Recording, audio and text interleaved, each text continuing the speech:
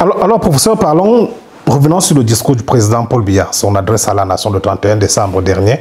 Sa 42e sortie, et peut-être pas la dernière, en tant que chef de l'État, 31 décembre. D'entrée de jeu, qu'est-ce que vous avez retenu d'essentiel dans ce discours? Bon, j'ai retenu que les candidats, comme tout le monde, j'ai retenu qu'il a dénoncé lui-même son système. Hein, dire qu'on détourne l'argent des routes. Hein, voilà, et qu'on gouverne mal. Mon problème, c'est que il le dit chaque année, il promet des sanctions, et depuis un certain temps, on ne voit pas ces sanctions. Bien qu'on en a vu quand même un peu avant, il a quand même mis 30 ministres en prison.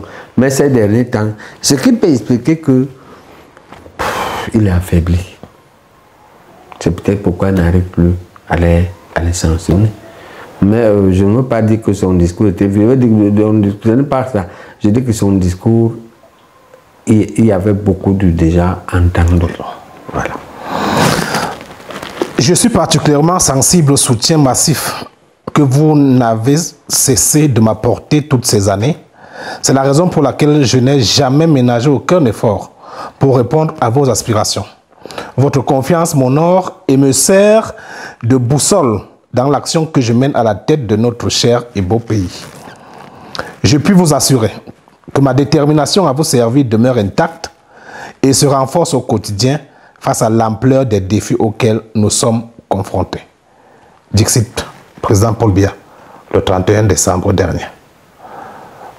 Est-ce que c'est un nouveau contrat social que le président Paul Biya avait établi avec le peuple camerounais? Moi, je crois que c'est exactement ça. Je crois que c'est exactement ça. Je crois qu'il a lancé sa candidature et il a lancé sa campagne à travers ce discours-là. Et pour moi, ce n'est pas ça le problème. Le problème, c'est que pourquoi, malgré les résultats qu'il juge lui-même négatifs et qui le sont dans l'absolu de son système, pourquoi veut-il, pourquoi s'entête à le candidat? Je crois que ce type a malgré tout, en s'élevant un peu, un problème fondamental. Les plus grands adversaires qu'il redoute pour demain, s'il n'est pas aux affaires, sont dans son propre camp. Au sein du UDPC? Oui. C'est là-bas qu'il a pris ses 30 prisonniers, non? C'est eux qui l'ont pourri son régime, non? C'est eux qui ont détourné l'argent des routes, c'est eux qui ont mal gouverné. Ils ont tellement mal fait que je pense qu'il y a un peur bleu d'eux.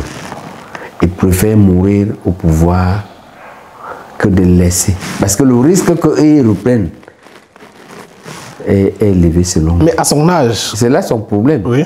C'est là le problème, c'est il n'y a pas que il y a l'humiliation, ils risquent de l'humilier. Ils risquent de le torturer. Ces gens, les enfants et les filleuls et les descendants de ces 30 prisonniers, quand tu sélectionnes ces 30 prisonniers, il faut savoir que ça veut dire que c'est 3 par région au Cameroun. Hein. La probabilité pour que leur cousin, leur neveu sortent là, dans la succession, et viennent venger son père est très élevée. C'est ça le problème central à mon analyse. Qui font qu'il ne peut pas lâcher. Son affaire qu'il avait dit à Macron, là, que on verra si j'ai ouvert au village, il n'ira pas. Il ne peut pas. À cause de ces gens, pas l'opposition. C'est là-bas qu'il y a les choses. C'est là-bas qu'il y a la rancune. La rancune la plus féroce et l'après-présidence la plus difficile que le président peut redouter viendrait de son camp. Je comprends que humainement, à sa place, il choisit quoi? Vous savez, en 1945, je crois que c'était quand le 30 avril que Hitler se suicide. Parce que c'est l'échec est tel que le président a un choix là. S'il veut quitter, il doit se suicider. C'est pas fort là? Je pèse mes mots.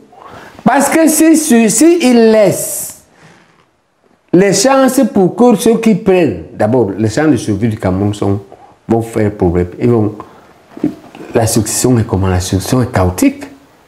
Et elle va tourner, elle va tomber sur un descendant des 30 prisonniers. qui va se venger sur lui. Ce n'est pas ça la question. La question pour nous, c'est comment contribuer à diminuer ce risque. Le risque d'implosion. D'accord? Le général Eisenhower, à la fin de la guerre de 1945, quand il était déjà à 100 km de Berlin, les Allemands leur dit, venez, on avance plus, c'est vous qui venez. Il a dit à Roosevelt, les gens, si je fonce là-bas, je vais faire 1200 soldats. Pour 100 km, ils peuvent appeler 1200 soldats. Je ne bouge pas. Ils appelaient quelque chose Kov. Le général Koukov de Russie, c'est lui qui les a acculés. C'est lui qui a achevé les derniers nazis. Mais les derniers nazis voulaient humilier les Américains. Donc il faut méfier quelqu'un qui n'a plus rien à perdre. Le problème, c'est que si je dis à la jeunesse que vous avez l'espérance pour demain, parce qu'il y a dehors des leaders politiques qui veulent contribuer à mettre du feu. Ils veulent aller faire le choc. Parce que de l'autre côté, il y a un président qui s'accroche par instinct de survie. C'est mon analyse. Je ne crois pas qu'il est de mauvaise foi. Il a tellement eu les coups dans sa vie que je ne crois pas qu'on peut garder la mauvaise foi qu'on a vécu ce qu'il a vécu. Lui, c'est par instinct de survie. Maintenant, il a parmi ses collaborateurs des sataniques qui ont tellement fait le satanisme qu'ils ne peuvent pas survivre autrement qu'avec lui. C'est-à-dire, un nouveau régime vient, il va régler le compte. S'ils arrivent à fuir, ils ne peuvent pas vivre en Europe. Ils ne peuvent pas vivre en Amérique. Ils ne peuvent pas vivre en Asie. En fait, ils ne peuvent plus vivre sur Terre. Les Moulinins, le petit Jaco là ne peuvent plus. C'est fini. Le problème est donc que pour eux, si vous n'êtes pas prudent, ils vous disent venez. Ils vont mettre le feu, vous brûler avec eux. De toute façon, eux, ils allaient brûler. Mais ils vont mourir le cœur calme parce qu'ils se sont brûlés avec vous. La question, c'est si vous les suivez ou bien il faut trouver la méthode. Alors, professeur, okay? Oui, c'est pourquoi les politiciens qui jouent le jeu du feu, je dis non. Ce qu'on doit comprendre, l'une des méthodes peut être que, ok, on va essayer d'abaisser la tension, en donnant au président les méthodes, le laboratoire, l'UPCL sur un travail comme ça. Des choses comme le problème de ta candidature, c'est le problème du fait que tu es juge et parti. Parce que tu influences les camps. Comme tu nommes et revoques quand tu veux, ils vont chercher à ce que tu restes. Ok? C'est là le problème. Et pour que ce ne soit pas comme ça, il faut que les camps soient neutres. On parlait à l'Assemblée, tu parles à l'Assemblée, on met une loi qui nomme la commission, non? Qui nomme les camps. Ok? Avec un prélat, un pasteur, un imam et un représentant de tout parti politique ayant siégé à l'Assemblée. Les 10 là nomment maintenant les camps. Là, on a un élecam neutre, ça te lave un peu. On peut faire des choses comme ça. Mais l'autre voie, c'est que s'il insiste, ou si son entourage insiste, pas tant en temps, il n'est pas en forme, c'est eux qui font les choses. S'ils insistent, est-ce qu'on va se brûler avec eux? Ou bien on les laisse? On commence le changement progressif en influençant les élections de proximité. Parce que c'est les 5 élections-là. Il y a une seule qui est touillée, la présidentielle. Les autres, même si les camps comment, il y aura quand même l'opposition à l'Assemblée, l'opposition dans les mairies, ça baisse. Ok? C'est-à-dire que vous avez quand même à l'Assemblée pour avoir Kanto et Cabral et un autre opposant, non? Qui tambourinent là-bas. S'il y a 2 personnes qui tambourinent comme Cabral, les chauffent souvent, ce n'est pas mal. Ils vont voler moins. Parce qu'ils savent que quand ils volent, Cabral et Kanto vont dire. Vous comprenez? Et s'ils volent, mais si c'est injecté, mieux injecté, la pression sociale baisse. Et on avance petit à petit, on avance. C'est un changement de type progressif. C'est le choix que nous devons faire, les leaders politiques. Est-ce qu'on amène le peuple vers un changement brutal, mais sûrement conflictuel et très sanguinolent, ou vers un changement progressif, mesuré, pour avoir le moins de dégâts humains possible. C'est ça. Professeur, vous l'avez dit, il a souligné dans son discours la malgouvernance, les détournements, entre autres, entre les lignes, mauvais état de route. Il a parlé de beaucoup de problèmes. On se rappelle qu'il y a quelques années, on parlait de l'appel du peuple. Et peut-être dans la première partie du paragraphe que j'ai lu, c'est une réponse à cet appel du peuple. Maintenant, ne pensez-vous pas que lorsqu'il dit que il est prêt, et là je vais paraphraser, que je puis vous rassurer que ma détermination à vous servir demeure intacte. C'est ça la déclaration de candidature. Ne pensez-vous pas que c'est un sondage qu'il voudrait de sa popularité? Est-ce que ce n'est pas une pavée qu'il lance dans la mare? Est-ce qu'il ne voudrait pas voir les réactions des Camerounais et peut-être revenir dans 5 ou 6 mois pour dire aux Camerounais, je vous ai écouté? On peut espérer qu'on peut croiser les doigts comme ça. Mais il connaît très bien les très informés. Il a mis un très bon système de renseignement en place depuis des décennies qui le renseigne très bien. Il sait. Je pense que c'est... Moi, mon analyse, ce n'est pas ça qu'il veut faire. Mon analyse, c'est que il faut qu'il trouve la solution à sa succession. Peut-être il aura trouvé la solution. Hein? C'est-à-dire qu'au sein du groupe de RDPC, qu'il trouve un successeur candidat qui ne va pas l'humilier. Parce qu'ils ont l'habitude de l'humiliation là-bas chez eux. Et c'est ce qui s'est passé entre lui et Aïdjo, non? Voilà. D'accord? Et il sait les relations qu'il a avec eux. Son problème, c'est son camp. Hein. Ce n'est pas l'opposition. C'est son camp. Sinon, de ce point de vue-là, Maurice Kamto lui a fait des propositions, non? Il a dit que s'il est, lui va le protéger. D'accord? L'un des projets de travail qui est dans les laboratoires de l'UPC, aujourd'hui, c'est celui-là. C'est-à-dire, est-ce qu'on ne peut pas avoir une loi sur le statut des anciens présidents? Voilà. Qui les protège, qui les protège, de donner un minimum de protection et de garantie de niveau de vie. Mais est-ce qu'ils ne sont pas membres à vie du Conseil constitutionnel? Est-ce que dans les statuts de la Constitution et de l'organe Conseil constitutionnel, les anciens présidents sont membres à vie une fois qu'ils ne sont plus en fonction? Ils deviennent membres à vie. Est-ce que ce n'est pas une protection là-bas? Peut-être. Peut-être. Mais il faut trouver un outil pour que les gens ne changent pas ça. Parce qu'on peut arriver dans ce que j'appelle les décrets de 2 heures du matin, là. Il lève ça. Alors, professeur, on va sortir par la suite de son discours. On a vu la sortie des hommes de l'Église. Certains évêques, et non des moindres, sont montés au créneau depuis quelques jours pour s'opposer à la candidature du président Paul Biya à la prochaine élection présidentielle. Alors, pensez-vous que leur sortie puisse avoir un impact sur cette élection? Ou, par ailleurs, que répondez-vous à ceux qui pensent aujourd'hui que ces évêques-là agissent sous l'ordre du Vatican, qu'ils ne souhaiteraient plus voir pour le président Paul Biya à la tête du Cameroun? Oui, je ne sais pas si ça vient du Vatican.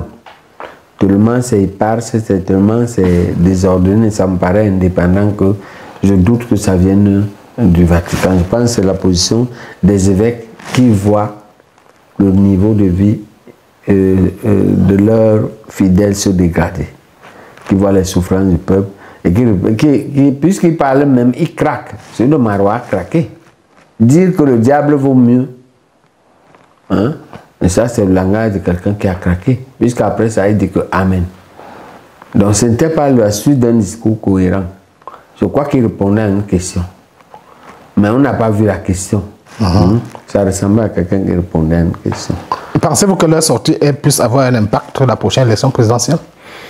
Ça a un impact déjà dans l'opinion. Moi, j'étais à Vision 4 ce matin, c'était le thème. C'était le thème. Et ça impacte. Bon, le problème, c'est maintenant que les leçons que l'on doit tirer, le parti au pouvoir doit tirer des leçons, un certain nombre de leçons. La première leçon, c'est que il faut comprendre que les 3 évêques viennent de l'une des communautés les plus les moins nantis de ce pays, les gens du nord non musulmans. Et qui est leur fief électoral? C'est pourquoi c'est important pour eux. Si j'étais du RDP, je dis qu'on va là-bas. Il faut qu'on aille là-bas voir. Et j'ai vu dans un réseau social que tout d'un coup, le DCC a reçu Bon, c'est pas si l'information est vérifiée. On parle de 450 millions.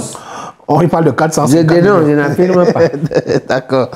Bon, j'ai vu. Mais ce n'est plus une affaire d'argent. Il y a des choses qu'on ne peut pas réparer. Il y a des choses que ce régime ne peut pas réparer. Le régime ne doit pas oublier que ils ont tué, que l'opinion leur reproche l'exécution de près de 1000 nordistes en 84 et 85. Est-ce qu'ils ont oublié ça? Est-ce qu'on a réglé ce problème? Est-ce qu'on en a même parlé? On est passé. Est-ce que vous voyez? Donc, est-ce que tu peux payer, tu peux acheter ça avec l'argent?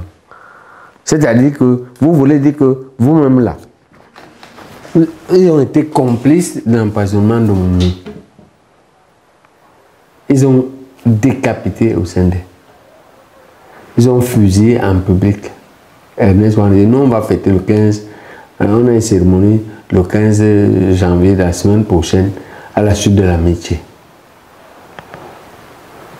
Ça va passer comme ça. Vous croyez?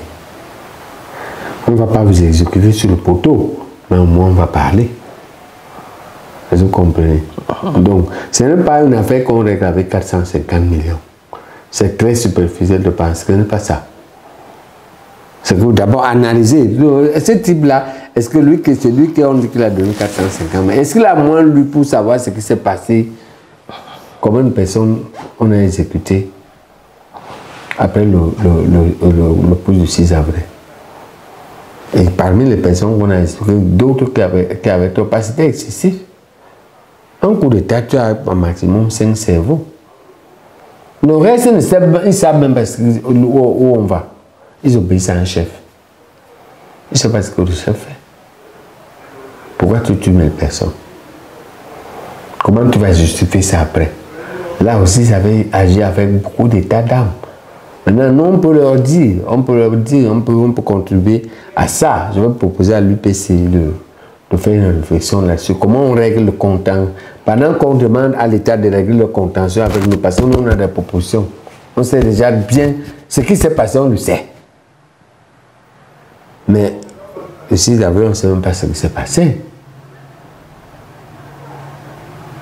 D'accord? Donc, comment tu vas régler une affaire comme ça avec 450 millions? Est-ce que c'est à la limite idiot? Est-ce que ces sorties ne divisent pas également l'Église catholique en son sein? Parce qu'on voit d'autres évêques, d'autres... Comme tout, ce n'est pas seulement l'Église catholique qui est divisée. L'armée camerounaise, pour cette affaire, est divisée. Là, on est là. Il y a les généraux, les officiers qui sont qui ne sont pas d'accord que le président présente. Mais leur métier ne leur permet pas de parler. D'accord? C'est pourquoi ceux qui pensent qu'on dit qu'ils vont écraser, ils sont moulinets. Ils sont idiots. Vous croyez que les policiers là, les gendarmes là, ils n'ont pas leur famille, leur village? Si ça éclate là, tout va éclater. Même le RDPC va éclater. Donc, de penser qu'il y a un bloc homogène qui est avec toute la fonction publique est faux. Comme vous êtes avec le RDPC, donc vous avez tous les fonctionnaires, tous les militaires, tous les gendarmes, tous les policiers, tous les bis, zéro. Tout est divisé, le billet est divisé, la garde présidentielle est divisée. Là où on est là, c'est comme ça qu'il faut considérer. Et la vraie réflexion maintenant, c'est OK, comment on fait pour apaiser en attendant qu'on repart? C'est ça qui est positif. Mais c'est idiot de penser que comme tu as tué du pouvoir, que petit Jacob pense que lui va aller se cacher en collant, je ne sais pas où. Non. On ne sait pas qui va mourir si ça éclate là. Bon, peut-être nous on va mourir avant parce qu'on en parle beaucoup. Mais... Alors professeur, on va sortir par là. On l'a présenté au début, vous êtes un homme politique, militant de l'Union des populations du Cameroun, fondamentaliste. Mais aujourd'hui, l'UPC présente deux figures. On a d'un côté l'honorable Robert Bapolipote, qui se veut une UPC beaucoup plus proche du pouvoir. Et on a le docteur Pierre Balé-Glencote. Entre ces deux, où se situe aujourd'hui le professeur Baïbek? Je ne suis ni avec l'un, ni avec l'autre, ni entre les deux. Parce que si vous avez un peu de culture, si vous avez lu un peu les textes de l'UPC ne fait pas comme ils ont fait. Ils ont fait comment? Ils se sont levés et ils ont choisi un candidat. L'UPC, c'est pas ça. Dans l'UPC, pour faire ça, il faut avoir le mandat du comité directeur. Ils n'ont pas un mandat. Première chose que tu dois avoir. Deuxième chose que tu dois avoir la plateforme de gouvernance commune. D'accord? Quand tu n'as pas ces deux choses, toi-même là, tu n'es pas UPCiste. Parce que tu n'as pas le niveau d'un cadre de l'UPC. Un cadre de l'UPC ne fait pas comme ça. Un cadre de l'UPC sait que pour que j'aille, c'est que il a le droit d'être modeste, de ne pas vouloir être candidat. 2, il a le droit d'avoir le choix comme l'UPC ne doit pas partir. 3, il a le droit de voir un candidat dehors, de le supporter. Mais il ne fait pas ça tant qu'il n'a pas validé ça au comité directeur. Premièrement, deuxièmement, que le comité directeur lui donne une plateforme. Et cinquièmement, qu'il a un délai pour venir rendre compte. C'est ça l'UPC. Si un type vous dit qu'il est même UPC, dites-lui qu'il ne l'est pas. Il est un porteur du rouge. Mais il a même mis 100 ans dedans, mais il ne comprend pas l'UPC. Il n'a pas le niveau d'un cadre. Des gars comme ça, moi, je vais très loin. Je vais te dire que je ne veux même pas qu'on te voit avec moi. Si j'ai une raison familiale ou amicale ou quoi que ce soit pour faire des choses avec toi, je ne veux pas qu'on me voit avec toi. Parce que la base UPC n'aime pas, ne tolère pas ce genre de choses. Est-ce que c'est dans cette division-là que l'UPC compte se lancer dans les échéances? Il y a un processus qui est en cours. Il y a un processus qui est en cours.